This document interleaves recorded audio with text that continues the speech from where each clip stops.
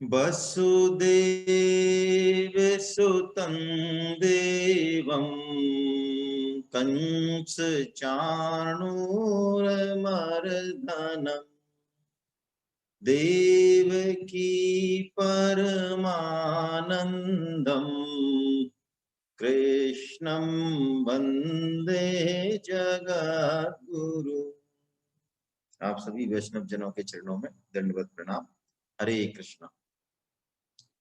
मैं आज कोशिश करता हूँ मंगलाचरण को शेयर करने की। देखो स्क्रीन यदि मेरे से शेयर हो जाती है तो थोड़ा सा आप वेट करें।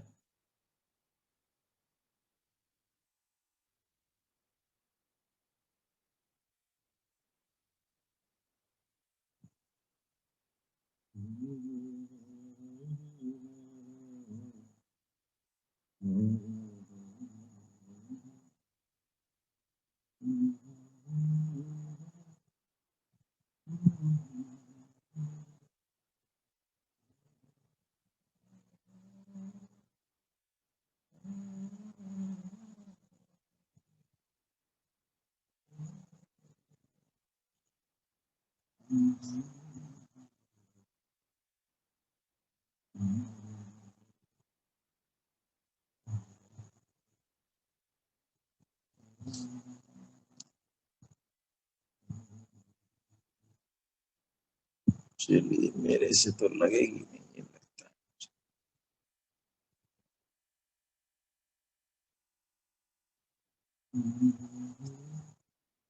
चलिए मेरे से तो लग नहीं पाएगी शायद, है ना। ऐसे ही आप देखें।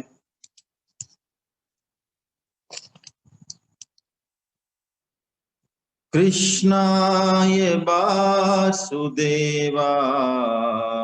हरये परमात्मने प्रणतक्लेशनाशाय गोविन्दाय नमो नमः। कृष्ण कृष्ण महायोगिन् संकर्षण सनातना जाने वामश्य यत् साक्षात् प्रधान पुरुषो परो। नमस्तुभ्यं भगवते कृष्णाय कुंठ वेधसे नारायणाय ऋषये सुशांतं तप ईयुषे। नहीं यम्यानि तीर्थानि न देवा मृक्षिला मया ते पुनन्ति उरुकाले दर्शनादेव साधवा। सा वाग्यया तस्य गृणानुगृणीते करो च तत्कर्म करो मनश्चेत् स्मरेद् वसन्तं स्थिरजङ्गमेषु शृणोति तत्पुण्यकथा सकर्णः। शिरस्तु तस्यो भयलिङ्गमानमे तदेव यत् पश्यति तद्दिचक्षुः। अंगानि विष्णोरथ तज्जनाना पादोदकं यानि भजन्ति नित्यम्। कुतो शिवं त्वच्चरणाम्बुजाशवम् महन्मनस्तो मुखनिस्सृतं क्वचित् पिबन्ति ये कर्णपुटैरलं प्रभो देहं भ्रतां देहकृद्स्मृतिच्छिदम्। निशाम्य वैष्णवं धाम पार्थ परम विस्मितः यत्किञ्चित् पौरुषं पुंसां मेने कृष्णानुकंपितम्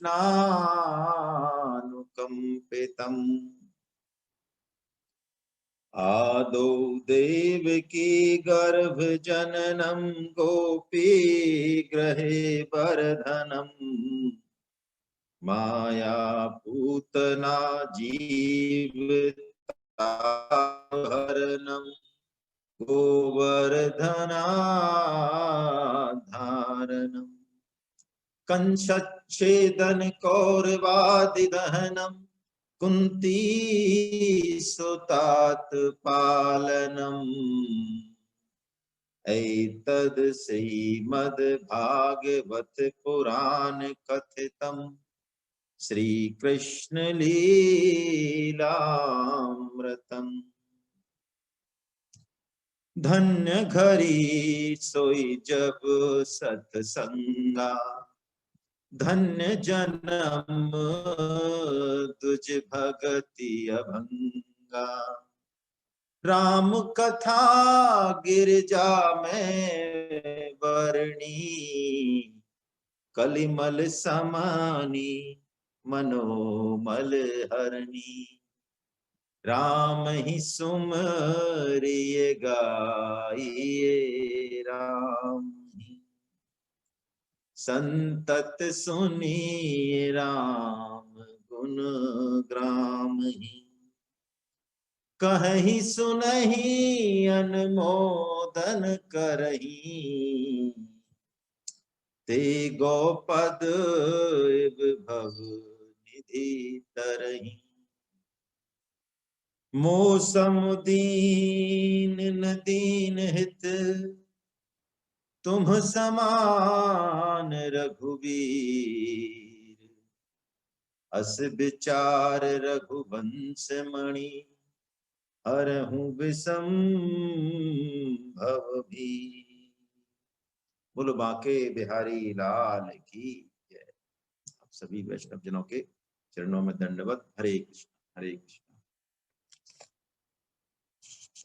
समंत पंचक तीर्थ कुरुक्षेत्र में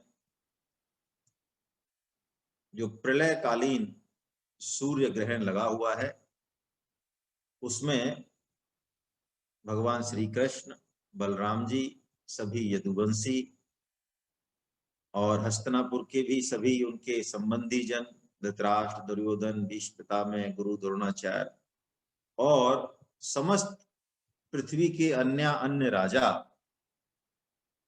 और समस्त ऋषि मुनि, बड़े बड़े ऋषि मुनि, देवता, महर्षि, सभी इस महाकुंभ में, इस महापर्व में सम्मिलित होने आए हैं।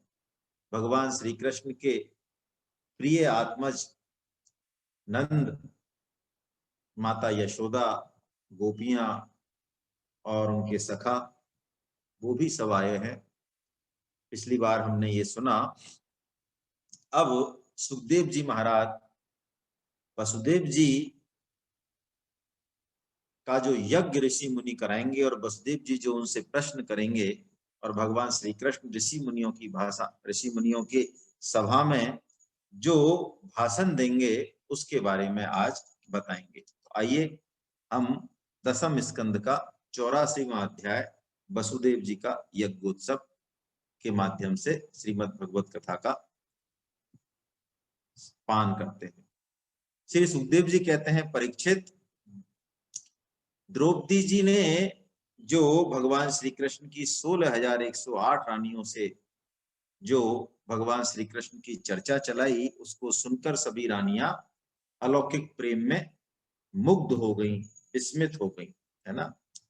तभी बहुत से ऋषि मुनि जो वहां थे वो भगवान श्री कृष्ण और बलराम जी का दर्शन करने आए।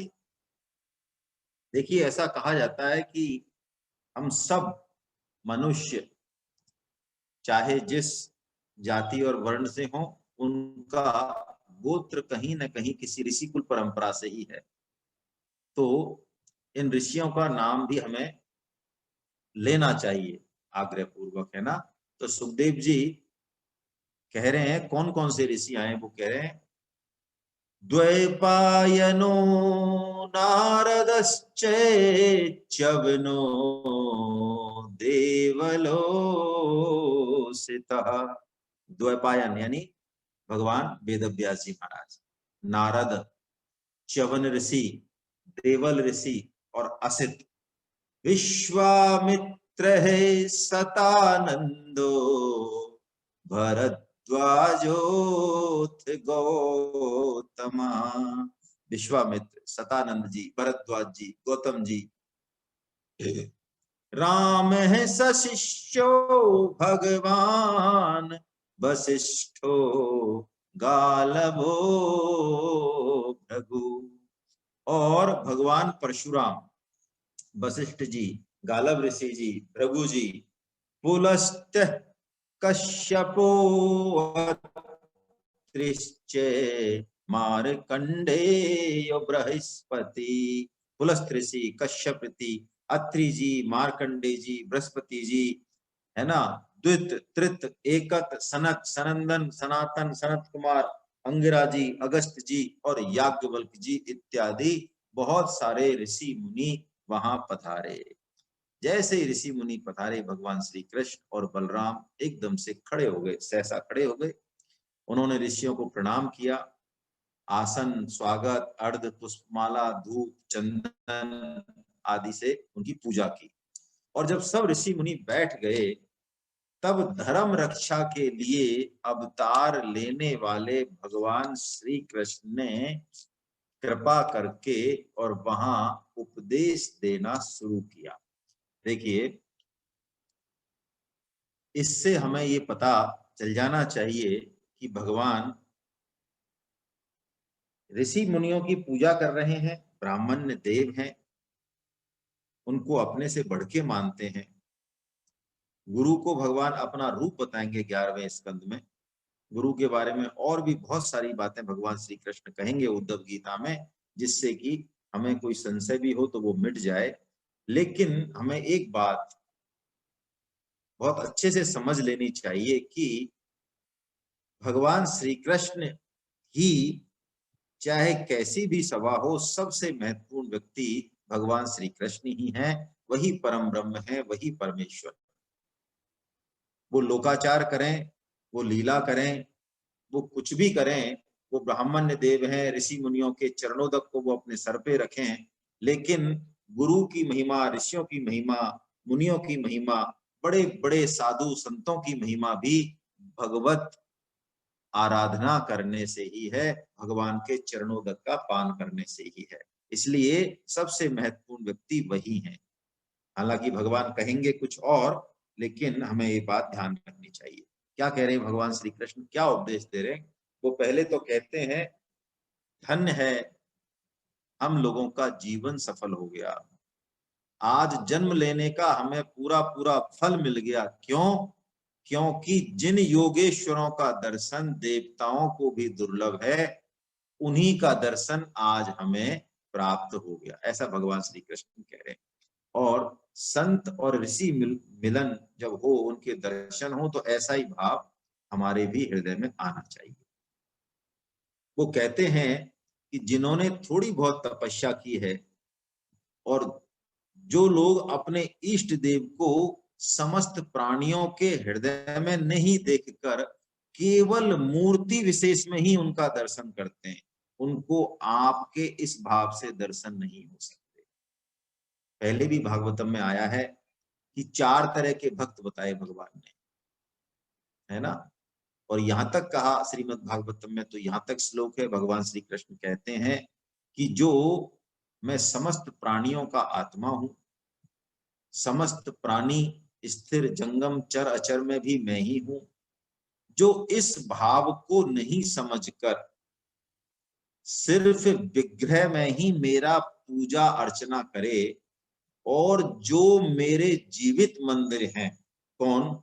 प्राणी मात्र, उनका अपमान करे, उनकी अवहेलना करे, उनकी पूजा को मैं स्वीकार नहीं करता। ऐसा श्लोक भगवान श्री कृष्ण श्रीमद् भागवतम में पहले भी कह चुके हैं। अब संतों की महिमा बता रहे हैं भगवान श्री कृष्ण, वो श्लोक बोल रहे हैं जिसको कि हम मंगलाचरण में लेते हैं। नहीं अन्यानि तीर्थानि न देवा मृक्षिला मया ते पुनन्ति युरुकाले दर्शनादेव साधवा। वो कहते हैं कि तीर्थ तीर्थ क्यों बनते हैं? वो कहते हैं केवल जल में तीर्थ ही तीर्थ नहीं कहलाते, केवल मिट्टी या पत्थर की प्रतिमाएं ही विग्रह नहीं होती, वास्तव में तीर्थ तो संत पुरुष ही हैं। क्यों? यदि हम विग्रहों का, तीर्थों का सेवन करें तो पवित्र तो होंगे, ते पुनन्ति कुरु कालेन, वो बहुत समय बाद हमें, हमारे अंतःकरण को शुद्ध करेंगी, लेकिन दर्शनादेव साधवा, लेकिन जो संत पुरुष हैं, शुद्ध पुरुष, शुद्ध भक्त हैं, उनके तो दर्शन मात्र से ही हम कृतार्थ हो जाते हैं, हमारा अंतःकरण शुद्ध। कैसी बढ़िया बात भगवान श्री कृष्ण कह रहे हैं। और क्या कह रहे हैं आगे कि अग्नि, सूर्य, चंद्रमा और ये पंच महाभूत, इन सबके अधिष्ठाता जो भी देवता हैं मन और इंद्रियों के, इनकी उपासना करने से भी पाप का पूरा पूरा नाश नहीं होता। क्यों? क्यों नहीं होता? कारण बता रहे हैं।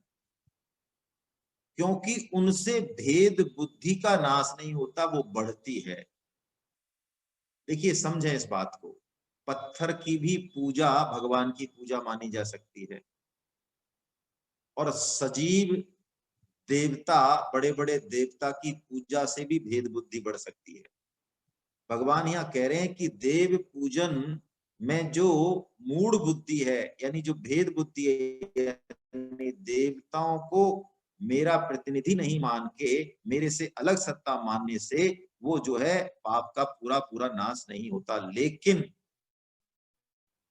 बहुत प्यारी बात, महापुरुषों की यदि घड़ी दो की सेवा बन जाए हमसे, उनका सत्संग मिल जाए, तो सारे पाप ताप, अनंत जन्मों के जो पाप ताप हैं वो मिट जाते हैं। क्यों मिट जाते हैं? क्योंकि उससे हमारी भेद बुद्धि का नाश हो जाता है। यानी सत्संग की, संत पुरुषों के दर्शन की, उनके संग की, उनके स्पर्शन की बड़ी महिमा भगवान श्री कृष्ण यहाँ कह रहे हैं। और आगे वो कहते हैं, महात्माओं, सभासदों, जो मनुष्य वात पित्त कफ, इन तीन धातुओं से बने हुए इस सब तुल्य शरीर को ही यदि अपना आत्मा मानता है, मैं मेरा मानता है, स्त्री पुत्र को, तो फिर, और जल को ही तीर्थ मानता है, यदि ऐसा मानता है और ज्ञानी महापुरुषों में महत्व बुद्धि नहीं रखता, तो भगवान कह रहे हैं स एव गो खरा, है ना। भगवान कहते हैं वो मनुष्य आकृति से ही है, वास्तव में वो गधा है, वो नीच है। भगवान यहाँ भी कठोर शब्दों का इस्तेमाल कर रहे हैं। स एव गो खरा कहते हैं भगवान, खर है वो, है ना, वो नीच है, वो गधा है, यदि वो इस शरीर में जो आत्मा है, जो परमात्मा है, उसको महत्व बुद्धि नहीं देखे और इस पंच महाभूत अनित्य विनाशी शरीर को यदि महत्व देता है, इसी को अपना स्वरूप मानता है, तो वो गधा है। गीता में भगवान ने जो उपदेश शुरू किया वो भी इसी बात से किया। उन्होंने सबसे पहले उन्होंने यही बात रखी 2.11 में। भगवान जब गीतोपदेश करते हैं तो 2.11 में भी भगवान ने पहली जो बात कही वो यही कही थी, है ना। बस इतना सा भाषण दिया भगवान ने, ज्यादा लंबा चौड़ा भाषण नहीं दिया। ये बात कह के भगवान चुप हो गए। अब सारे ऋषि मुनि, है ना, चक्कर में पड़ गए कि भगवान ये क्या कह रहे हैं। भगवान तो अनंत ज्ञान संपन्न है, अखंड है, वो लीला कर रहे हैं, है ना। उन्होंने बड़ा स्पष्ट, जो ऋषि मुनि आए उन्हीं की स्तुति कर दी भगवान ने कि भाई जो शुद्ध भक्त हैं, संत हैं, वो तो सचल तीर्थ हैं, उनकी संगति, है ना, क्षण भर में, घड़ी दो घड़ी की उनकी संगति भी जो है सारे पाप ताप को नष्ट कर देती है। जैसे कि भगवान की महिमा सुनने से पाप ताप नष्ट हो जाते हैं। तो ऐसा भगवान ने जब कहा तो मुनि कुछ देर तो चुप रहे, कुछ समझ नहीं पाए क्या भगवान ने कहा है। फिर बाद में वो बोलते हैं, क्या बोलते हैं, प्रभु आपकी लीला बड़ी विचित्र है, आश्चर्यमयी है। हैं? अरे आपकी माया से बड़े बड़े ऋषि मुनि मरीचि आदि हम सब जो तत्व ज्ञानी हैं, हम तत्व ज्ञानी, वो कह रहे हैं, देखिए ऋषि मुनि कह रहे हैं, बड़े बड़े नाम अभी बोले ही हैं, वो कह रहे हैं हम भी आपकी माया से मोहित हो रहे हैं। क्यों हो रहे हैं?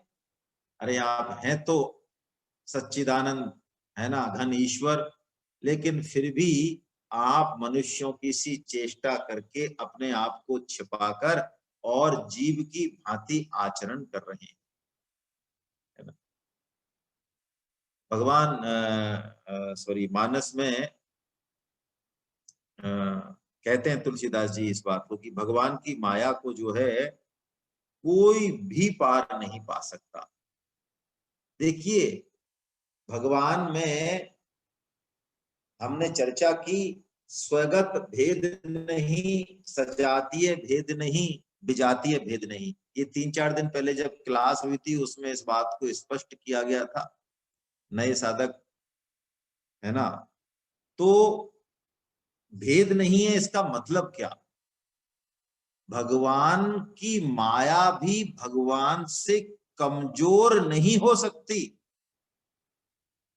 भगवान की जो माया है ना, भगवान की सारे अंग हैं वो एक जैसे। हमारा तो हो सकता है हाथ ज्यादा पावरफुल हो पैरों से, कान ज्यादा पावरफुल हो किसी और से, भगवान के किसी अंग में कोई भेद नहीं। भगवान की माया भी भगवान के जैसी ही है। तो इसलिए भगवान की माया से पार पाना ब्रह्मा विष्णु महेश के लिए भी संभव नहीं है। किसके लिए संभव है ना? जो केवल और केवल भगवान की ही शरण हो उसके लिए संभव है, ऐसा भगवान कहते हैं। तो यही बात मुनि कह रहे हैं। और क्या कह रहे हैं वो आगे, हे प्रभु, जैसे एक ही पृथ्वी, पृथ्वी तत्व जो है वो अनेक रूपों में, अनेक नाम और रूपों में प्रकट होती है। वृक्ष भी उसी का रूप है, पत्थर भी उसी का रूप है, पर्वत भी उसी का रूप है, ये सब हीरे वीरे जो भी मिलते हैं ये सब पृथ्वी का ही रूप है तो वो तत्व एक, लेकिन वो अलग अलग रूपों में दिख रही है। ऐसे ही आप भी इस जगत की रचना करते हैं, रक्षा करते हैं, संहार करते हैं, तो आप अलग अलग नाम रूप से भासते हैं और हम जैसे लोग उससे मोहित हो जाते हैं। तत्व तो एक ही है, लेकिन परम ब्रह्म परमात्मा एक ही है, लेकिन हमारे चश्मे अलग अलग होने के कारण वो अलग अलग तरीके से भासते हैं। हे प्रभु, वेद आपका विशुद्ध हृदय है। तपस्या, स्वाध्याय, धारणा, ध्यान और समाधि के द्वारा आपके साकार और निराकार रूप दोनों के अधिष्ठान परम ब्रह्म परमात्मा का साक्षात्कार हो सकता है। हे परमात्मन, ब्राह्मण ही वेदों के आधारभूत आपके स्वरूप की उपलब्धि के स्थान है। इसी से आप ब्राह्मणों का सम्मान करते हैं और इसी से आप ब्राह्मण भक्तों में अग्रगण्य भी है ना। फिर वो अपनी बात खत्म करते हुए कहते हैं कि ये राजा लोग जो बैठे हैं सभा में, और दूसरों की तो हम बात ही क्या करें। अरे दिनों रात आपके साथ जो ये यदुवंशी रहते हैं, जो आपके परिवार के हैं, आहार विहार करते हैं, रात दिन साथ रहते हैं, ये भी वास्तव में आपको तत्व से नहीं जानते। कोई आपको अपना बेटा समझता है, कोई भाई समझता है, कोई दोस्त समझता है, कोई दुश्मन समझता है ना। वास्तव में आप सच्चिदानंद ब्रह्म है, परम ईश्वर है, परम ब्रह्म है, इस रूप में आपको नहीं जानते हैं। क्यों नहीं जानते? वो बताते हैं कि माया जवनिका आच्छन्नम आत्मानम कालम ईश्वरा। हे प्रभु, आपने योग माया रूपी पर्दे से अपने आप को ढक रखा है। भगवत गीता में भी ये बात आई है ना कहीं, है ना। कौन बताएगा श्लोक? कोई लिख के बताए। भगवान कहते हैं कि मैं मूर्खों को नहीं दिखता हूं, जो मेरे को सामान्य को मानते हैं मनुष्य। 7.25 में शायद आया है ना जी। चलिए, तो वो आगे कह रहे हैं, प्रभु, तो इस योग माया के कारण, इस माया के कारण, है ना, क्या होता है कि असत सत भासने लगता है। जैसा कि वो उदाहरण देते हैं कि मनुष्य जब स्वप्न देखता है तो स्वप्न में मिथ्या पदार्थों को भी सत्य समझने लगता है। जब तक वो स्वप्न में है तब तक उसको ऐसी प्रतीति बिल्कुल नहीं होती कि स्वप्न में जो कुछ बना हूं, मेरे साथ जो कुछ हो रहा है, ये सत्य नहीं है, ये मिथ्या है, ऐसी प्रतीति नहीं होती। ऐसे ही योग माया के कारण, बहिरंगा माया के कारण, दोनों माया है ना, हमें ये प्रतीति नहीं होती कि हमारा वास्तविक स्वरूप कुछ और है। जागृत अवस्था में भी वो कह रहे हैं आपकी माया से चित्त मोहित होकर और नाम रूप में भटकने लगता है। हे प्रभु, आपकी माया बड़ी ही विचित्र और रहस्यमयी है ना। प्रभुपाद जी इसको समझा रहे हैं आगे कि स्वप्न बहुत महत्वपूर्ण चीज है ना। हमारी चर्चा पहले भी हुई है, साधक किस स्तर पर है इसका पता साधक को कई बार स्वयं को भी नहीं लगता, और जरूरी नहीं है किसी शुद्ध भक्त के दर्शन हो जाएं, किसी संत के दर्शन हो जाएं, वो समय दे दें और वो हमारे को कुछ गाइड कर दें, बता दें हम किस स्तर पर हैं। तो सबसे बढ़िया तरीका जो है साधक को अपने स्तर को जांचने का, वो स्वप्न है। यदि हम वर्षों से साधना कर रहे हैं तो हम अपने स्वप्न को जांचें कि अभी हमारे स्वप्न कैसे आ रहे हैं। क्योंकि शास्त्रों में ये आया है कि भगवान के प्रत्यक्ष दर्शन से पहले भगवान स्वप्न में दर्शन देते हैं। यदि किसी भाग्यवान को, आप में से किसी वैष्णव को स्वप्न में भगवत लीलाओं के, भगवत विग्रहों के, या भगवान के, या किसी कथा अमृत के चरित्रों के, लीलाओं के दर्शन हो रहे हैं, तो मुझे लगता है मैं महावीर जी को तो प्रणाम कर ही लूं, है ना। गोयल साहब को और महावीर जी को तो, है ना। क्योंकि मुझे मेरे को तो डरावने सपने आते हैं। तो यदि ऐसा वास्तव में है, देखिए, तो भगवान की विशेष कृपा है, विशेष कृपा है, विशेष कृपा है ना।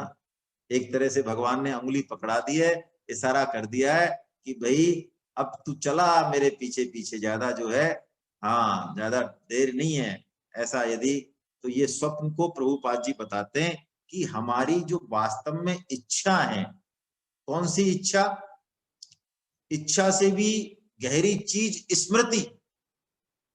देखिए ये स्मृति क्या है, मैं आपको एक बात बताऊं, हम अंदर से जो कुछ है काम रूप ना, जो हमारी कामनाएं हैं अनंत जन्मों की, जो दबी हुई हैं सुषुप्त, जिनको हो सकता है हमने आज तक किसी को शेयर नहीं किया हो, चाहे कितना ही गहरा रिश्ता हो, पति हो, पत्नी हो, माँ हो, पिता हो, भाई, शायद उनको भी शेयर नहीं किया हो। तो जब हम स्वप्न में जाते हैं, सुषुप्ति में जाते हैं, तो चित्त के बहुत गहरे तल में जो वो इच्छाएं और स्मृति हैं, वो अपना आकार लेती हैं और तदनुरूप ही स्वप्न आते हैं। यदि उसके मूल में कहीं काम वासना छिपी है तो तदनुरूप स्वप्न आएंगे। यदि मूल में कहीं कोई डर, कोई भय छुपा है, किसी के साथ कोई कपट किया है, कोई पाप किया है, तो तदनुरूप आएंगे। और यदि मूल में भगवान से मिलने की उत्कंठा है, तड़प है, उनकी कथाओं में, उनकी लीलाओं में आनंद आता है, मिलने की इच्छा होती है, तो तदनुरूप स्वप्न है ना। ऐसा भगवान जो है यहाँ पे, वो सॉरी प्रभुपाद जी यहाँ पे बता रहे हैं, है ना। सुखदेव जी कहते हैं कि हे परीक्षित जी, इस प्रकार स्तुति करके और सब ने फिर अनुमति ली, सभी राजा धृतराष्ट्र युधिष्ठिर जी से अनुमति लेकर अपने अपने आश्रम पर जाने का सबने विचार किया। ऋषि मुनि भी जाने लगे। तो ऋषि मुनि जब जाने लगे तो भगवान श्री कृष्ण के जो पिता हैं, शरीर के जो पिता हैं इस लीला में, वसुदेव जी, उन्होंने ऋषियों को प्रणाम किया। क्या प्रणाम किया, हे ऋषियों, आप सर्वदेव स्वरूप हैं, है ना। मैं आपको प्रणाम करता हूं, आप लोग कृपा करके मेरी एक प्रार्थना सुन लीजिए। क्या प्रार्थना? कि कर्मों के अनुष्ठान से कर्मों और कर्म वासनाओं का आत्यंतिक नाश हो जाए, यानी मोक्ष हो जाए, हमारा मुक्ति हो जाए, ऐसा उपदेश आप दीजिए। देखिए, बड़े इसमें दो भाव हैं। वसुदेव जी कर्म योग के बारे में ही पूछ रहे हैं, भक्ति प्रधान कर्म योग के बारे में पूछ रहे हैं, क्योंकि कर्म से कर्मों का नाश तो बिना योग के हो नहीं सकता, वही तो कर्म योग है। और आत्यंतिक नाश का मतलब परमानेंट नाश, है ना, मोक्ष की प्राप्ति। अब इसमें देखिए दो भाव हैं बड़े अच्छे, दो मैसेज हैं। क्या कभी भी संत समागम का मौका मिले, घर में कोई वृद्ध पुरुष हो, कोई सात्विक पुरुष हो समाज में, अच्छे कोई, तो उनका यदि सानिध्य मिले तो हमें उस मौके का फायदा उठाना चाहिए। हमारे घर में यदि सदग्रंथ रखे हुए हैं तो वो भी तो एक तरीके से संत, वो भी संत स्वरूप ही हैं, उनका स्वाध्याय करना चाहिए। गीता प्रेस की छोटी छोटी छोटी छोटी किताबें हैं, है ना। एक एक, मैं कहूं कि आप यदि गीता प्रेस की जो डायरी है उसमें जो उन्होंने अब तक किताबें छाप दी हैं, श्रद्धेय सेठ जी महाराज ने, स्वामी जी महाराज ने, भाई, उन किताबों के टाइटल भी आप पढ़ेंगे तो आपको आश्चर्य होगा। आश्चर्य होगा, मैं तो अपने मन की बात कह रहा हूं, मैंने कहीं से पढ़ी नहीं है, कि जितना हम सोच नहीं सकते, कल्पना नहीं कर सकते जिन विषयों की, उन उन विषयों पर उन्होंने बहुत ही प्रमाणिक जो है साहित्य उपलब्ध करा। अभी हमारी ड्यूटी बनती है कि हम उससे फायदा उठाएं, जैसे कि वसुदेव जी उठा रहे हैं, ऋषि मुनि आ रहे हैं और जा रहे हैं, चल दिए वो, तो उन्होंने पकड़ा कि मैं प्रणाम करता हूं। एक भाव तो इसमें ये है। देखिए, एक भाव और है जो नारद जी बता रहे हैं, इसको भी थोड़ा समझना चाहिए। वसुदेव जी भगवान श्री कृष्ण के पिताजी हैं, लेकिन क्या होता है, ये गलती हम सबसे होती है। ये तो लीला में बता रहे हैं क्या गलती होती है हम सबसे। सुखदेव जी कह रहे हैं, सन्निकर्षो ही मर्त्याना अनादर कारणम। यदि कोई चीज हमारे बहुत पास है, बहुत सुलभ है हमें भगवत कृपा से, तो हमें उसका महत्व पता नहीं चलता, हम उसका आदर नहीं करते। ये सब पे लागू है। कोई पदार्थ है घर में आसानी से मिल रहा है, कोई ऐश्वर्य मिल रहा है तो, कोई अच्छी बहू मिल रही है तो, अच्छी सास मिल रही है तो, अच्छा नौकर मिल रहा है तो, कुछ भी सब पे लागू है, ये सब पे लागू है, हम उसका आदर नहीं करते, है ना। अति परिचयात्मक अवज्ञा हो जाती है। और सबसे नजदीक तो कौन है, सबसे नजदीक जो भगवान घोषणा कर रहे हैं बार बार कि मैं सबके भीतर सबका आत्मा बैठा हूं और 24 घंटे हमारे साथ हैं वो, तो सबसे ज्यादा अनादर तो हम किसका कर रहे हैं? जो हमेशा हमारे साथ हैं। देखिए, परसों ही हमने सुदामा सखा की जो है कहानी सुनी, मैं शायद उस दिन कहना भूल गया, सखा कौन होता है? सखा कौन? मुझे याद तो नहीं आ रहा है, संस्कृत का श्लोक है ये, कि सखा का तत्व विवेचन है कि सखा वो शयनेति रोदति खादति, ऐसा कुछ श्लोक है। यानी सखा सिर्फ और सिर्फ भगवान श्री कृष्ण ही हो सकते हैं, और कोई सखा हमारा हो ही नहीं सकता। क्यों? सखा वो जो साथ साथ सोए, जो साथ साथ खाए, जो साथ रहे।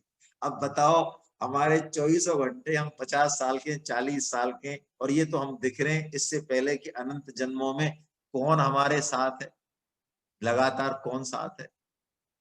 तो हमारा एकमात्र सखा वास्तव में है कौन? सिर्फ और सिर्फ भगवान ही हो सकता, और कोई हो नहीं सकता। इसका मतलब ये नहीं कि हमें जो है किसी का आदर नहीं करना है, कोई सखा यदि हमारे ऊपर उपकार करे तो कहते हैं हट कुछ नहीं, हमारे तो भगवान है, तो कुछ नहीं। उसमें क्या भगवान नहीं है, उसी को रूप देखे, घर में उसी का रूप देखे। लेकिन वास्तविक सखा भगवान श्री कृष्ण ही है। लेकिन फिर भी सन्निकर्षोन ही मत्यानाम अनादर कारण, हमारे पास कई बार ऐसा होता है शुद्ध भक्त संत उपलब्ध होते हैं, घर में भी होते हैं, है ना, आसपास भी होते हैं, सादी वेशभूषा में रहते हैं, जैसे कि हमारे मुरारलाल जी गोयल साहब रहते हैं, पकड़ में नहीं आते हैं। उनको कहोगे भी कि साहब हम आप में दर्शन करते हैं, तो वो आपको जो है आपकी पतंग को भी काट देंगे सिरे से ही, सद्दे पे से ही। लेकिन पीछे पड़ जाना चाहिए, है ना, उनकी रहनी करनी से आपके हृदय में ये बात तो आ जाएगी कि मामला बहुत ऊंचा है। देखो, एक बात तो मैं आपसे कह दूं, अब हम रात और दिन व्हाट्सएप पे लगे रहते हैं, मैं अपनी कह रहा हूं, मुझे औरों का तो पता ही नहीं है। तो व्हाट्सएप पे रहने वाला कभी भी सच्चे अर्थों में आध्यात्मिक नहीं हो सकता। जो वास्तव में असली संत है ना, वो नहीं मिलेंगे आपको ऐसे, वो प्रचार से कोसों दूर रहते हैं। अब आप कितना ही तर्क कुतर्क कर लेंगे साहब, बिना व्हाट्सएप के तो लोगों का कल्याण कैसे होगा, और सोशल मीडिया से तो हम करोड़ों लोगों तक पहुंच जाएंगे और सबका उद्धार कर देंगे। सबका हो जाएगा उद्धार, बस एक हमारा ही नहीं होगा, हम ही लटकन पप्पू रह जाएंगे सबके उद्धार के चक्कर में।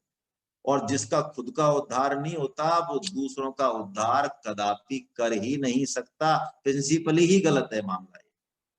तो चलिए, दो भावों पे हमारी चर्चा हुई। इस भाव पे हम थोड़ा ध्यान रखें कि अति परिचयात्मक हो, कोई सहजता से उपलब्ध हो, कोई वस्तु पदार्थ व्यक्ति संग, उसकी अवज्ञा न करें। आज ग्रंथ भी हमें, मेरे को देखिए मैं समय ले रहा हूं, इसमें थोड़ी सी पीड़ा है मेरे मन की, आप चाहे कुछ भी समझें, है ना। आज श्रद्धेय सेठ जी महाराज की कृपा से, स्वामी जी महाराज की कृपा से, भाई जी महाराज की कृपा से ऐसे ऐसे दिव्य ग्रंथ इतनी सहजता से, इतने कम मूल्य में उपलब्ध हैं। लेकिन यदि हम उनको किसी फंक्शन में, शादी समारोह में यदि बांटे ना, तो हम में से ही अधिकांश लोग हंसते हैं।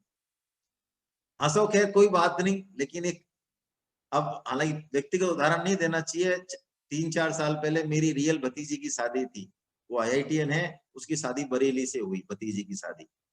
तो मैंने वहां पे जो है ये गीता प्रेस की और गीता की इस तरह की स्टॉल वहां लगा दी। तो भाई साहब ने कहा छोटा भाई है तो वही चाचा है दुल्हन का। तो मैंने कहा भाई साहब कोई दिक्कत नहीं है, लोगों को पता तो चलेगा। तो कई लोगों को पता चला, और ऐसा नहीं है, लोगों ने, कुछ ने नेगेटिव कमेंट्स दिए होंगे तो बहुत ने पॉजिटिव भी दिए। तो कहने का मतलब, हम इस खजाने का लाभ उठाएं, है ना।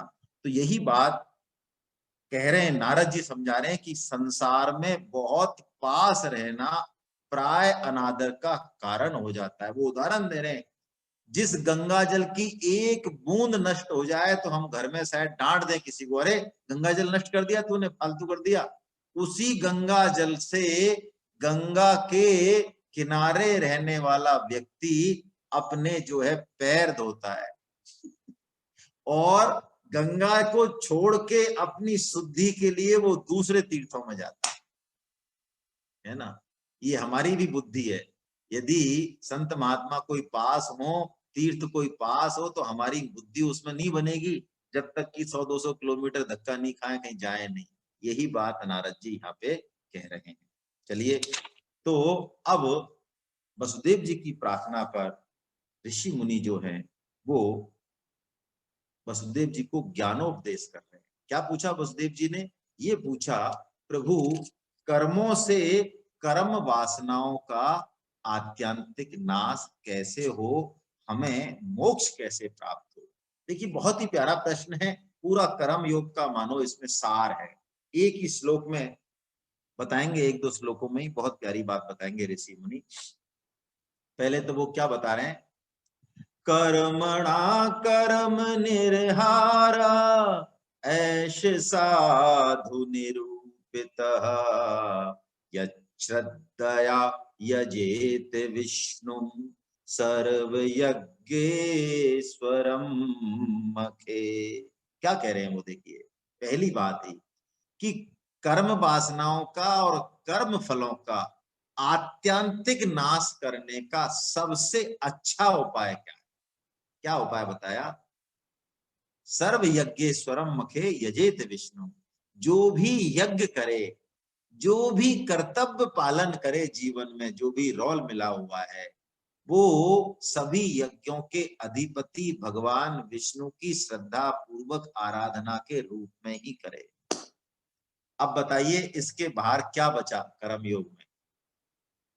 और परम श्रद्धे सेठ जी महाराज तो भक्ति प्रधान कर्म योग की अनुशंसा किया करते थे, है ना? भक्ति प्रधान कर्म योग, भक्ति प्रधान कर्म योग की, जिसकी डोर भक्ति ने पकड़ रखी हो, ऐसे कर्म योग की। तो वो कह रहे हैं कि अपने यज्ञ आदि सभी कर्तव्य कर्मों के द्वारा भगवान विष्णु की ही श्रद्धा पूर्वक आराधना करे। यही ब्राह्मण, क्षत्रिय, वैश्य या जितनी भी ग्रस्त हैं उनके लिए परम कल्याण का मार्ग है। और 3 ऐषणाओं को छोड़ने की बात उन्होंने कही, वित्तैषणा, पुत्रैषणा और लोकेषणा, है ना? 3 ऐषणा। वित्तैषणाम यज्ञदाने ग्रहेर्दार सुतैषणा आत्मलोकैषणा देव कालेन विसृजे बुधा। वो कहते हैं जो बुद्धिमान व्यक्ति है, जो विचारवान पुरुष है, उसको 3 ऐसनाओं को छोड़ देना चाहिए। कैसे कैसे छोड़े, देखिए। वो कह रहे हैं यज्ञ दान आदि के द्वारा वित्तैषणा को छोड़ दे। वन वे ट्रैफिक नहीं रहे हमारे यहाँ। कई लोग कहते हैं साहब हमारे यहाँ तो वन वे ट्रैफिक है, आने का मार्ग है, बस धन आ ही सकता है कि जाने का काम नहीं है। अरे तू क्या फालतू की, कोई उनको कह दे महाराज, अरे ये फालतू की तू सजेशन मत दे, धन हमारा इधर ऐसे है ना, आने की बात कर, आने की, जाने की बात मत कर। तो ऐसों का धन भी जाता है और एक झटके में जाता है, लेकिन उसकी बिल्कुल 3rd ग्रेड ट्रीटमेंट होता है ना? धन की 3 गति आप सबने सुनी होंगी। उत्तम गति दान, दूसरी भोग, भोग में भी समाज का, ग्रस्त का, आश्रितों का पालन, और तीसरी नाश तो अल्टीमेटली होना ही, बच नहीं सकता। तो यज्ञ और दान के द्वारा धन की इच्छा को, और पुत्रैषणा को क्या, इसी कर्म योग के द्वारा। देखिए ग्रस्तोचित भोगों के द्वारा, कल हमने बात कही, इस बात पे बहुत महत्वपूर्ण है ये, तेन त्यक्तेन भुंजीता मां गृधे कस्य शुद्धनम। हम ग्रस्त क्यों बने? क्योंकि हमें नैष्टिक ब्रह्मचारी बनने की ताकत नहीं थी। पहला, आगे हम पढ़ेंगे 11वें स्कंद में, आप पढ़ेंगे बहुत अच्छे से ये बताया गया है। मनुष्य जीवन का लक्ष्य तो निश्चित है, चाहे वो किसी भी आश्रम में हो, किसी भी वर्ण में हो, लक्ष्य तो सबका एक है सनातन धर्म में। अब उस लक्ष्य को नैष्टिक ब्रह्मचर्य से प्राप्त कर ले, सबसे उत्तम। नहीं कर पाए, भोग वासनाओं पे कंट्रोल नहीं है, तो सनातन धर्म कितना उदार, कितना वैज्ञानिक है कि त्याग पूर्वक भोग के द्वारा, अर्थात विवाह भी है तो धर्म और मोक्ष का अनुष्ठान करने के लिए ही। तो वही बात कही जा रही है कि हम, जो हमारा कर्तव्य है, स्त्री, पुत्र, समाज, घर गृहस्थी, ऑफिस, व्यापार, उसके प्रति यदि हमने अपना कर्तव्य पूरा कर दिया निष्काम भाव से, तो हमारी ये ऐषणा खत्म हो जाएगी। और संयम पूर्वक भोगा, संयम पूर्वक भोग की भी छूट है गृहस्थ को, तो ये ऐषणा खत्म हो जाएगी।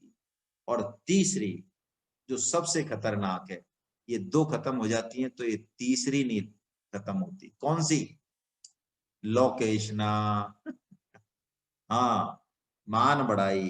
तो है ना, कई लोग पुत्रेशना छोड़ दें, वित्तेशना छोड़ दें, लेकिन लोकेशना नहीं छूटती है ना? शरीर साथ नहीं दे रहा है, टेक्नोलॉजी के हिसाब से, समय के हिसाब से आप रिजेक्ट हो गए हो, लेकिन 40 साल से जिस संस्थान के आप अधिपति बन के बैठे हो, ऐसी लोकेशना है कि उस संस्थान का भले पाटिया साफ हो जाए, लेकिन आप उसको छोड़ नहीं सकते। और कारण क्या बताएंगे कि मैं तो भाई प्राण गंवा दूंगा, लेकिन हटूंगा नहीं पीछे समाज के हित के लिए। अरे कोई दूसरा उत्तराधिकारी आ गया आपसे अच्छा काम करने के लिए, उसको मौका दो, हटो, अपना आत्म कल्याण करो, है ना। तो लोकेशना को अपने जीवन का लक्ष्य समझकर त्याग दे। तो इस प्रकार तीनों इच्छाओं को त्याग दे। आगे वो कह रहे हैं, ऋषि मुनि बड़ी अच्छी बात कह रहे हैं कि कोई भी हो, ब्राह्मण क्षत्रिय वैश्य, सब देवता ऋषि और पितरों का ऋण लेके पैदा होते हैं। तो इन तीनों ऋणों का छुटकारा ले ले, तीनों ऋणों से, है ना। यज्ञ, अध्ययन और संतानोत्पत्ति। वही बात, संतानोत्पत्ति से पितृण हो जाता है, अध्ययन से ऋषि ऋण उतर जाता है, यज्ञ से अपने कर्म योग से देव ऋण उतर जाता है। तो वसुदेव जी, आप ऋषि और पितरों के ऋण से तो मुक्त हो चुके हैं, अब बस आप देवताओं का एक बड़ा यज्ञ और कर लीजिए, फिर आप भगवान की शरण हो जाइए। ऐसा कर कर उन्होंने भगवान वसुदेव जी से बहुत उत्तम जो है यज्ञ कराया, है ना। और भगवान विष्णु की आराधना कराई उस यज्ञ से। उस यज्ञ के बाद वसुदेव जी को आगे करके सारे ऋषि मुनियों ने जो है स्नान किया राम हृदय में, और बाकी जो भी कर्म कांड थे, है ना, यज्ञांत स्नान या जो भी संन्यास, सारे यज्ञ को करके, और ये पूरा जो है पर्व पूरा होता है। अंत में वसुदेव जी और नंद बाबा आपस में मिलते हैं, है ना। वसुदेव जी नंद बाबा का हाथ पकड़ लेते हैं। वो कहते हैं कि भाई जी, भगवान ने मनुष्यों के लिए एक बहुत बड़ा बंधन बना दिया। उस बंधन का नाम है स्नेह और प्रेम पास। देखिए, ममत्व, आसक्ति और प्रेम, इसमें फर्क है।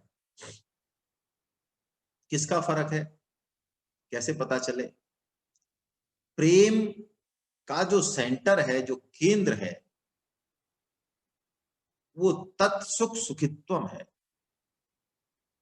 यदि हमें वास्तव में किसी से प्रेम होगा, इसका मतलब ये नहीं है कि भौतिक संसार में हमें प्रेम नहीं हो सकता, किसी रिश्ते में प्रेम नहीं हो सकता, हमें तो भगवान से प्रेम करना है। ये जितने भी दुनिया में हमें पुरुष दिख रहे हैं, स्त्री दिख रहे हैं, रिश्तेदार दिख रहे हैं, भाई बंद दिख रहे हैं, इनकी सबकी उपेक्षा करो। ऐसी जड़ अविधारणा गीता या हमारा सनातन शास्त्र नहीं देता है। यदि हमें वास्तव में किसी से प्रेम है, तो हमें उसको सुख पहुंचा के उसके सुख में हम सुखी महसूस करेंगे, वास्तव में प्रेम है तो। जबकि काम में केंद्र हम स्वयं होते, काम खुद की तृप्ति चाहता है, प्रेम अपने प्रेमास्पद की तृप्ति चाहता है। ये इसमें फर्क है। तो वो कहते हैं वसुदेव जी, नंद बाबा, हम तो आपकी जो मित्रता का व्यवहार है ना, वो बड़ा अनुपम है। हम उसके उसके एहसान तले हम कैसे उसका बदला चुका सकते हैं? क्यों? आप जैसे संत शिरोमणियों का तो स्वभाव ही ऐसा है, वो कोई बदला थोड़ी चाहते हैं। तो आप हमारा ये जो मैत्री संबंध है, इसको सदा निभाते रहना, कभी तोड़ना मत, है ना। भाई जी, पहले तो हम जेल में बंद थे, तो आपका कुछ भी प्रिय और हित नहीं कर सके, और अब देखिए वसुदेव जी की दृष्टि देखिए, अब हम राज मद में और धन संपत्ति के मद में अंधे हो रहे हैं। भाई इतने बड़े साम्राज्य के एक तरह से राजा हो रहे हैं, तो हम आपकी ओर भी नहीं देख पाते। तो आप तो दूसरों को सम्मान देते हैं, और वास्तव में भाई जी जो कल्याणकामी है, उसको तो लक्ष्मी नहीं मिले इसी में उसका भला है। क्योंकि मनुष्य राज लक्ष्मी से अंधा हो जाता है, और फिर वो अपने भाई बंधु और स्वजनों को भी देख नहीं पाता है। ऐसे आपस में उनमें सख्य भाव से, प्रेम भाव से वार्तालाप हुआ, और उस वार्तालाप को सुनते सुनते, कहते कहते वसुदेव जी का हृदय प्रेम से गदगद हो गया। नंद बाबा की मित्रता, उनका संत स्वभाव स्मरण करते करते उनके नेत्रों में प्रेमाश्रु आ गए, और वो रोने लगे। तो नंद बाबा इतने सरल हैं, वसुदेव जी को खुश करने के लिए, वसुदेव जी को प्रसन्न करने के लिए वो 3 महीने वहीं रहे, 3 महीने तक वहीं रहे, गए नहीं। और बाद में जब जाने लगे तो भगवान श्री कृष्ण ने अपने पिता नंद महाराज से कहा, उन्होंने कहा कि कृष्ण तुम तो चलो साथ में। तो उन्होंने कहा पिताजी अभी मैं इन वृष्णि वंशियों को छोड़कर आपके साथ ब्रज नहीं चल सकता। क्यों नहीं चल सकता? क्योंकि यदि मैं जाऊंगा तो बहुत सारे राजा जो है इसी फिराक में हैं कि वो इस राज्य का वो नाश कर देंगे। तो मैं पहले तो इंद्रप्रस्थ जाऊंगा, है ना, बाकी काम करूंगा, फिर जो है मैं आपके दर्शन करने अवश्य आऊंगा। ऐसा करके और वो नंद बाबा को आश्वस्त करके और विदा करते, है ना। अब आगे भगवान श्री कृष्ण जो नारद जी ने जो बात कही थी वसुदेव जी के लिए ऋषि मुनियों की सभा में कि कई बार संत महंत हमारे पास होते हैं, भगवान हमारे बहुत पास होते हैं, लेकिन हम उनका आदर नहीं कर पाते, उस बात को पकड़कर अब एक दिन जब भगवान श्री कृष्ण और बलराम वसुदेव जी को प्रणाम करने आए, वो डेली जाते थे प्रातःकालीन अपने माता पिता के पास प्रणाम करने, तो वसुदेव जी ने उनसे ये बात पूछी, है ना। उनको समझ में आ गया कि मैंने ऋषि मुनियों से पूछा, बहुत अच्छी बात है, लेकिन साक्षात परम ब्रह्म परमात्मा मेरे घर में विराजमान है और मैं उनको बेटा समझ रहा हूँ, मैं उनकी माया से मोहित हो रहा हूँ, क्यों नहीं मैं इनका लाभ उठाऊं। तो वो उनसे प्रेम पूर्वक पहले तो उनकी स्तुति करते हैं भगवान श्री कृष्ण की, जो मंगलाचरण में हमने लिया है कि कृष्ण कृष्ण महायोगिन संकर्षण सनातन जाने बामश्य यत् साक्षात् प्रधान पुरुषो परो। हे सच्चिदानंद स्वरूप श्री कृष्ण, हे महायोगीश्वर संकर्षण भगवान, मैं जानता हूं कि तुम दोनों संपूर्ण जगत के साक्षात कारण स्वरूप जो प्रधान पुरुष हैं उसके भी नियामक ईश्वर हो, यानी आप परम ब्रह्म परमात्मा हो, और सारे जगत के स्वामी होकर भी आप जो है क्रीड़ा के लिए ये सारे रूप धारण कर रहे हो, है ना। और मैं तो आपको अपना पुत्र समझकर आपकी माया में मोहित हो रहा हूं। हे दीन जनों के हितैषी शरणागत वत्सल, मैं अब तुम्हारे चरण कमलों की शरण में हूं, क्योंकि आप ही शरणागतों के संसार भय को मिटाने वाले हैं। तो आपकी माया के कारण मैंने इस शरीर में तो आत्मबुद्धि कर ली और तुम में मैंने पुत्र बुद्धि कर ली। जबकि हे प्रभु जब आप प्रकट हुए थे तो प्रसव गृह में जेल में प्रकट हुए भगवान, तब भी आपने हमसे कहा था चतुर्भुज रूप में कि मैं अजन्मा हूं, फिर भी अपनी ही बनाई हुई धर्म मर्यादा की रक्षा के लिए मैं युग युग में अवतार ग्रहण करता हूं। फिर भी ऐसा कहने के बाद भी आपकी माया प्रभु इतनी प्रबल है कि हम तो अब तक आपको अपना पुत्र ही मानते रहे। भगवान की माया से जीते कौन है? यशोदा मैया को भगवान ने जब ब्रह्मांड का रूप दिखाया, अपने मुंह में पूरा ब्रह्मांड दिखाया, तो यशोदा मैया को तो चक्कर आ गए। उन्होंने सोचा ये मैं किसको अपना बेटा मान रही हूँ, अरे ये क्या अला बला है भैया इसके मुंह में, ये तो पूरा ब्रह्मांड है, तो मामला ही कुछ और है, ये तो कोई और ही लग रहा है, ये तो मेरा लाला है ही नहीं। तो जैसे ही यशोदा मैया के दिमाग में ये बात आई कि ये तो कोई भगवान है, कोई देवता देवता होंगे, तो भगवान ने अपनी माया का विस्तार कर दिया। क्यों? कि यदि माया का विस्तार नहीं करें तो भगवान कहते हैं कि फिर मैं मैया का दूध कैसे पीऊंगा, मैया मेरी पिटाई कैसे करेगी, फिर तो मैया मेरी जो है रात और दिन वो है साष्टांग स्तुति करती रहेगी, मेरे को फिर मजा नहीं आएगा। तो ठाकुर जी खेल खेलने के लिए अपनी माया का विस्तार कर देते हैं, है ना।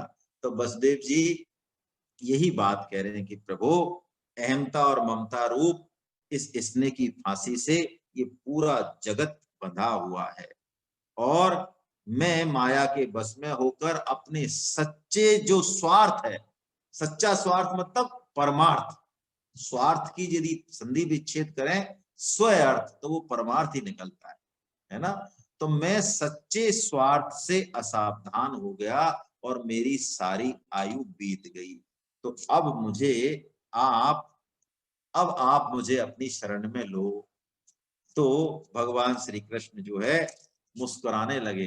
पिताजी की ये बात सुन के भगवान श्री कृष्ण मुस्कुराने लगे और कहने लगे, अरे पिताजी, हम तो आपके ही पुत्र हैं, हम आपके पुत्र हैं, हम तो, और हमें लक्ष्य करके आपने हमको उल्टा ये उपदेश दिया है, बहुत उपदेश दिया था ब्रह्म ज्ञान का।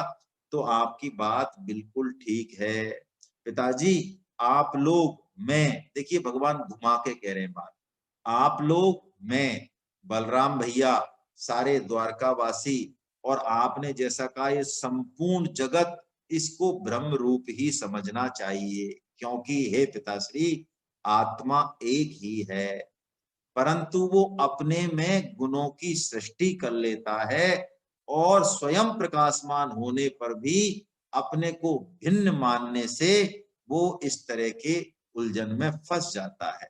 ऐसा कह के भगवान श्री कृष्ण जो है ना, उनको समझाते हैं अपने पिताश्री को। तो जब माता जी को वो प्रणाम करते हैं, तो माता जी तो कहती हैं, हे लोकाभिमान प्रभु, तुम्हारी शक्ति मन वाणी से परे है। हे कृष्ण, मैं जानती हूँ तुम योगेश्वरों के भी योगेश्वर हो, प्रजापतियों के भी प्रजापति हो, आदि पुरुष नारायण हो, लेकिन मेरे मन में तो एक इच्छा है, उसको पूरी कर दो, है ना। देखो, मात्र शक्ति के आगे भगवान हारे हैं हमेशा, है ना। माता देवकी तो भगवान को सब कुछ बताते हुए ब्रह्म ज्ञान नहीं मांगती, ना कोई और कोई ज्यादा बड़ी चीज, वो तो कहती हैं कि तुमने अपने गुरुदेव संदीपनी जी की जो, है ना, जो गुरु पत्नी थी, उनका पुत्र तुम गुरु दक्षिणा में लेके आए थे, मैंने सुना है ये बात। तो मेरे भी मन में जो मेरे 6 पुत्र थे जिनको कंस ने मार डाला, अरे उनका मुंह भी मैंने अच्छे से नहीं देखा, मेरी ममता अभी भी उनके लिए प्यासी है। तो हे कृष्ण, मैं उनको आंख भर के देख लूं और दुलार कर लूं, तो मेरे को तो तुम उन 6 पुत्रों के दर्शन कराओ, उनको लेके आओ मेरे पास। देवकी जी ने तो भगवान से यही मांगा। तो बस भगवान से पहली बार माता ने कुछ मांगा है तो चल दिए भगवान, तो पता है भगवान को बलराम जी को लेके योग माया का सहारा लेके सुतल लोक में पहुंच गए, है ना। तो सुतल लोक के अधिष्ठाता बलि हैं, जो वामन अवतार में भगवान का दर्शन कर चुके हैं। बड़े प्रसन्न हुए बलि, पूजा की, अर्चना की, पूरे कुटुंब सहित बैठे, प्रणाम किया और चरणोदक लिया। पूछा, प्रभु बड़ी कृपा की, कैसे, प्रेम से विब्बल हो गए, कैसे पधारे। तो उन्होंने कहा, देखो भाई, अब हम इसलिए आए हैं कि 6 पुत्र जो थे, भगवान ने हिस्ट्री बताई उनकी, कि पहले वो प्रजापति मरीचि की जो पत्नी थी उसके गर्भ से पैदा हुए थे, है ना। और ब्रह्मा जी अपनी पुत्री से जो समागम की जो लीला है उसको वो हंसने लगे, तो ब्रह्मा जी ने साप दे दिया, इस कारण वो 6 की 6 जन्मते ही मर गए। वो अब तुम्हारे यहाँ हैं, तो उनको हमें तुम दे दो, है ना। तो बस दैत्यराज बलि ने उनकी पूजा की और भगवान को वो सारे पुत्र जो है सौंप दिए। और उनको देख के देवकी माता के हृदय में वात्सल्य और स्नेह की बाढ़ आ गई। सुखदेव जी कहते हैं, वो बार बार उन्हें छाती से लगाती, उनका सिर सूंघती, उनके स्तनों से दूध बहने लगा। माता देवकी ने इतने बड़े पुत्रों को भी स्तन पान कराया। परीक्षित, माता देवकी विष्णु भगवान की उस माया से मोहित हो रही थी जिससे ये सृष्टि चक्र चलता है ना। कोई नहीं, देवकी जी के स्तनों का दूध साक्षात अमृत था। क्यों था? क्योंकि भगवान श्री कृष्ण उसे पी चुके थे। तो जैसे ही उन बालकों ने वो अमृत में दूध पिया और कृष्ण के अंगों का स्पर्श हुआ, उन्हें आत्म साक्षात्कार हो गया और वो अपनी माता और पिता और भगवान को प्रणाम करके उनके सामने ही देवलोक लौट गए। देवकी जी को बड़ा आश्चर्य हुआ कि मरे हुए बालक लौट भी आए, मैं उनको प्रेम भी कर सकी और वो वापस भी चले गए। तो उन्होंने कहा कि ये कोई भगवान श्री कृष्ण का ही कोई कला कौशल है, यानी अभी भी माया इतनी प्रबल है भगवान की कि वो भगवान को उस रूप में नहीं देख पाए। अंत में सुखदेव जी महाराज यही कहते हैं और सूत जी महाराज कहते हैं कि सौनकादि ऋषियों, भगवान श्री कृष्ण की जो कीर्ति है अमर है और अमृतमयी है। उसका चरित्र जगत के समस्त पापों और तापों को धोने वाला है और जो इसका श्रवण करता है अथवा दूसरों को सुनाता है उसकी संपूर्ण चित्त वृत्ति भगवान में लग जाती है और वे उन्हीं के परम कल्याण स्वरूप धाम को प्राप्त होता है। बस कलयुग में यही एक सबसे बढ़िया तरीका है। कलयुग केवल नाम आधारा, सुमिर सुमिर नर उतरहि पारा। सुमिरन का सबसे बढ़िया तरीका यही है कि हम भगवान की रसमयी कथाओं का श्रवण करें, रोज करें, प्रतिदिन करें, नित्य करें, ज्यादा से ज्यादा करें। यही चर्चा दूसरों के साथ करें, घर में करें, ट्रेन में करें, बस में करें। ये कथाएं दिव्य हैं। इससे हमारे अंतःकरण का जो कल्मश है, जो बड़े बड़े यौगिक क्रियाओं से ध्यान से भी नहीं जाता, वो इन कथाओं से सहजता से चला जाता है। यही तो दिव्यता है, यही कलयुग की महानता है। सुखदेव जी महाराज ने ये चरित्र सुनाया। आप सभी को प्रणाम। हरे कृष्णा। बाकी का हम कल लेंगे। फिर कल भक्त महिमा है, ब्राह्मण महिमा है। बड़ा अच्छा भगवान श्री कृष्ण का चरित्र है ये।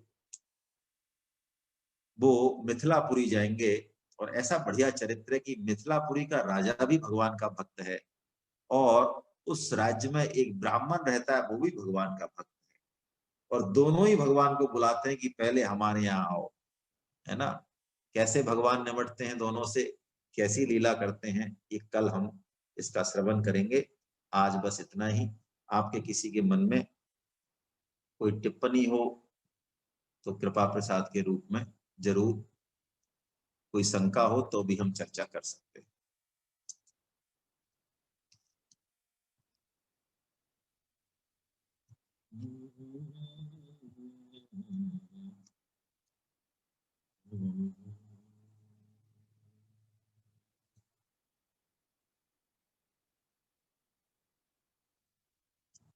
गोविंद जय जय गोपाल जय जय, गोविंद जय जय गोपाल जय जय, राधा रमन हरि गोविंद जय जय।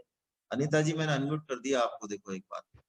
राधा रमन हरि गोविंद जय जय, गोविंद जय जय गोपाल जय जय, राधा गोविंद जय जय गोपाल जय जय, गोविंद जय जय गोपाल जय जय, राधा रमन हरि गोविंद जय जय, राधा रमन हरि गोविंद जय, राधा रमन हरि गोविंद जय जय, राधा रमन हरि गोविंद जय जय, नाम संकीर्तनम यस्य नाम संकीर्तनं यस्य सर्व पाप प्रणाशनम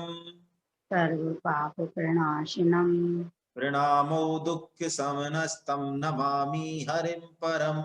प्रणामो दुःख समनस्तं नमामि हरिं परम। बोलो वृंदावन बिहारी लाल की, जय। बोलो बांके बिहारी लाल की जय, बोलो राधा गोविंदे सरकार की जय। अर्जुन के सखा भगवान श्री कृष्ण की, जय मीरा के गिरधर नागर की, जय सूर के घनश्याम की, जय वृषभानु सुता राधा रानी की, जय मर्यादा पुरुषोत्तम भगवान श्री राम की, जय जानकी माता की, जय गौ माता की, जय धरती माता की, जय साधक संजीवनी की, जय श्रीमद् भागवत महापुराण की, जय चक्र चूड़ामणि श्री श्री सुखदेव जी महाराज की, जय सब संतों की, जय सब भक्तों की, जय अनंत कोटि वैष्णव वृंद की, जय। आज के आनंद की जय हो जय हो। हरि बोल हरि बोल हरि बोल। कल हम फिर मिलते हैं इसी समय, है ना। हरे कृष्णा हरे कृष्णा हरे कृष्णा।